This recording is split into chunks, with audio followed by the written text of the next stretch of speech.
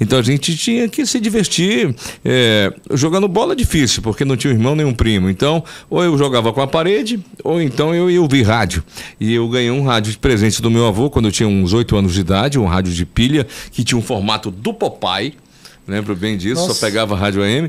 E eu dormia à noite ouvindo Rádio Assunção, Rádio Clube, o Will Nogueira, Bidu Kawasaki, ouvindo aquelas baladas dancing da época, né, dos anos 70. Então, assim, eu sempre tive um sonho, fazer meus programas de rádio num 3 em 1 nacional que meu pai trouxe da Zona Franca de Manaus. Nossa. É retrô que chama?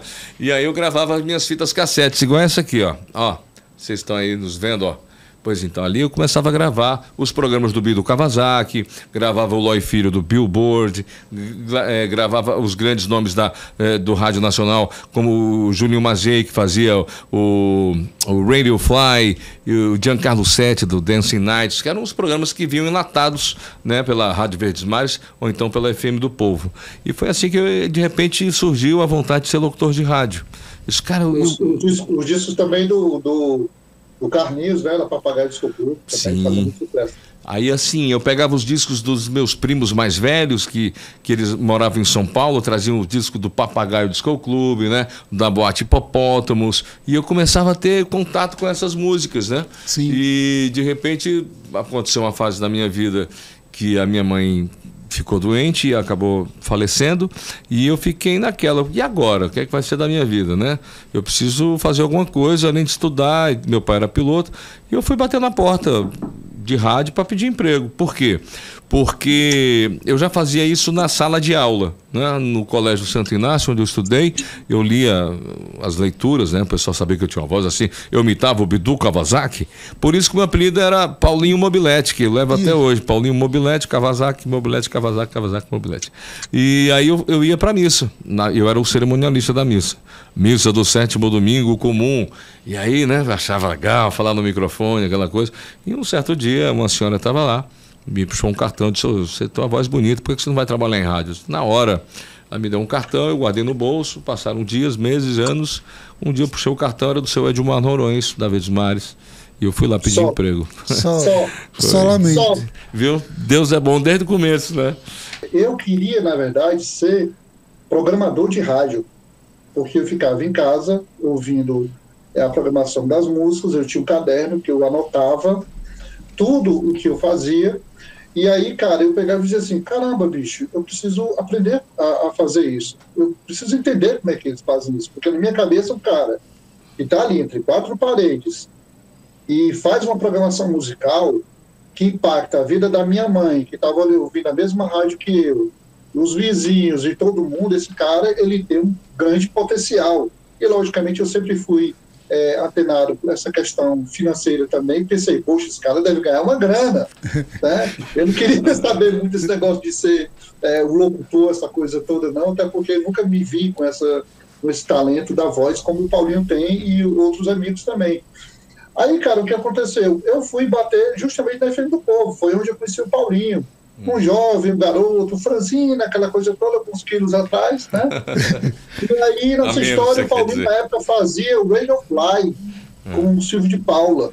Quando eu vi aquela mágica, aquela coisa que eu já ouvia em casa, o Silvio fazendo ali as performances, aquela coisa toda, aí o Silvio estava para lançar um curso, perguntei para ele: como é que vai ser esse curso? Ele explicou um pouco. Cara, mas eu quero aprender a programação musical. Não, eu vou ensinar a programação musical. Passou o curso todo, não ensinou nada de programação musical, mas pelo menos a questão do DJ, tirei o 3º lugar no curso dele, e aí eu me enveredou para esse lado. Esse foi o começo de um trabalho que eu bati o pé. Então, o DJ entrou numa situação na minha vida, por acaso.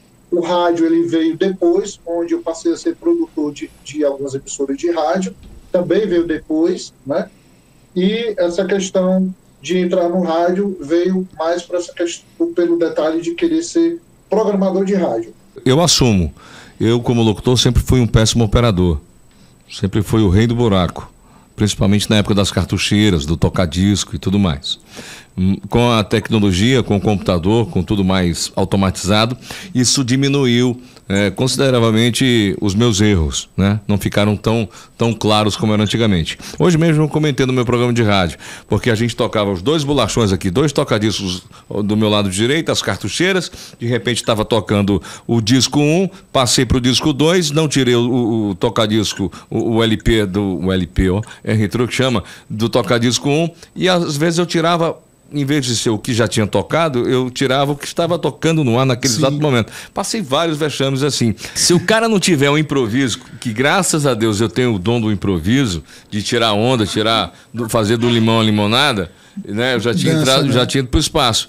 Mas assim, para mim foi bom por causa disso. Diminuíram os meus erros, né? Porque eu realmente nunca fui um ótimo operador. Mas ao mesmo tempo, a questão de estar engessado, né? Eu nunca fui muito bom sendo domado, né? Eu sempre fui muito um locutor mais rebelde, mais irreverente e tudo mais. Mas, assim, naquele tempo que tinha o toca-disco, a cartucheira, o MD, o CD, eu faria tranquilamente 5 horas de rádio, tranquilamente.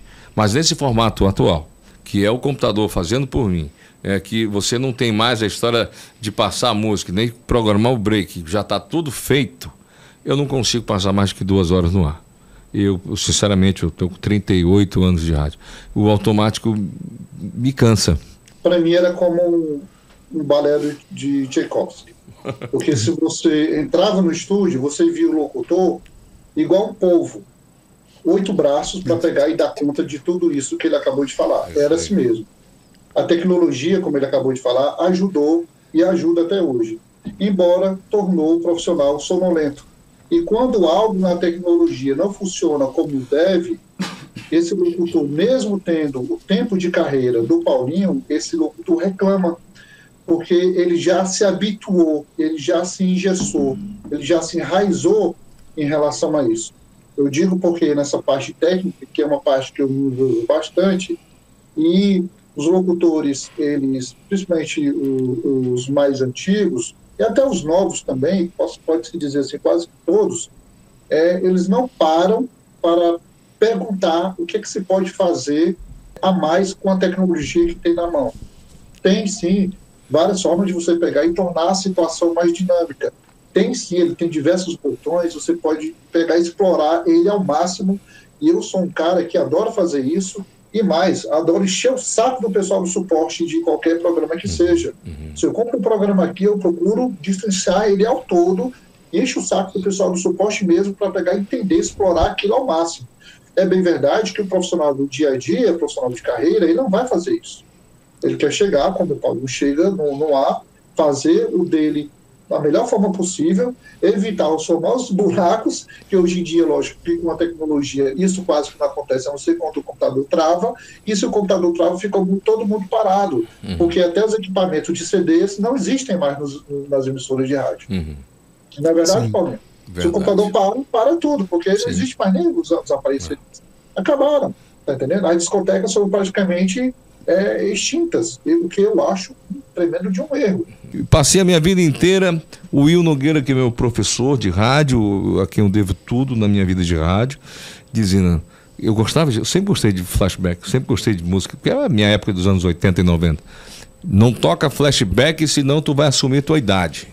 E aí eu não tocava, não tinha que tocar rádio, eu tocava o popular lá no... Virou meio que uma barreira para ti. Ficava assim, quer ouvir flashback, ouve no teu carro, ouve em casa, aqui não fala em flashback, senão tu vai ficar velho. E eu fiquei com isso muito tempo, só que realmente o tempo passou, ou eu tocava forró, ou eu tocava flashback. Entre 0 ou 1, eu sou mais um 1, né? Eu vou pro flashback. Aí o Alexas lá ficava, enquanto eu fazia o Enquanto os Dormem Outros Correm, com música BPM lá em cima, vamos fazer um programa de flashback. Aí ficava o Will Nogueira no meu ouvido, né? Não faz, vai dizer que tu tá ficando velho. Rapaz, o Alex insistiu tanto que eu disse pra ele, Alex, eu faço um flashback, mas eu vou fazer um flashback diferente. Como assim? Cara, tocar flashback todo mundo toca, mas com resenha, com conteúdo, com a história de quem viveu a época, fazer o rádio, o programa no estilo dos anos 80, tirando onda, falando de marca, de carro, de desenho, de comida, de desenho animado, vamos resgatar isso, porque tocar flashback Todo mundo toca, cara, né? Tem uma mocinha, coitada, ela deve ter uns 20 anos. Colocaram ela com a missão de fazer um programa de flashback. Acho que nem o pai dela era nascido ainda e ela tá tocando ali, coitada. Mas assim, ela tá fazendo o papel dela de profissional. Aí você, deixa eu fazer do meu jeito? Deixo. Aí assim, eu tô me realizando. Então, hoje acabou dando certo tudo que eu imaginei, assim, que eu nunca imaginei um dia fazer programa para criança. Nunca imaginei que o meu bordão Enquanto os Dormem Discorrem virar um programa de sucesso no rádio. E nem tampouco imaginei que o flashback que eu fui proibido tanto tempo de tocar, hoje fazer, né? Ia me fortalecer depois de 30 e tantos anos de rádio, né? Tudo isso que o Paulinho falou agora há pouco, esse é um assunto que ele vai recorrer sempre. É igual a questão do locutor de rádio, né? Ele precisa ter algum conhecimento, pelo menos o básico da linguagem, da língua estrangeira, né? Visto que no Brasil, por mais que exista uma lei que diga que nós temos que tocar mais ou menos 40% do conteúdo nacional, nós temos basicamente 80% do conteúdo internacional dentro das emissoras de rádio.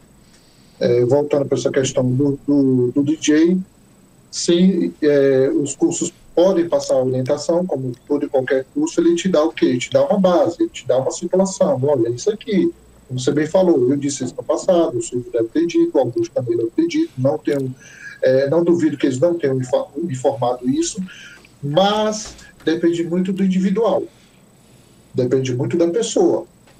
Se a pessoa não se esforça, se ela não pesquisa, ela vai continuar sendo uma pessoa medíocre, um profissional medíocre.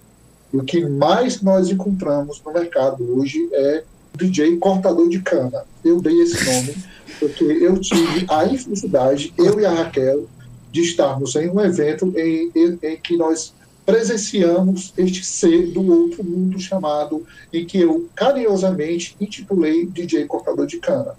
É aquele DJ, sabe, Paulinho?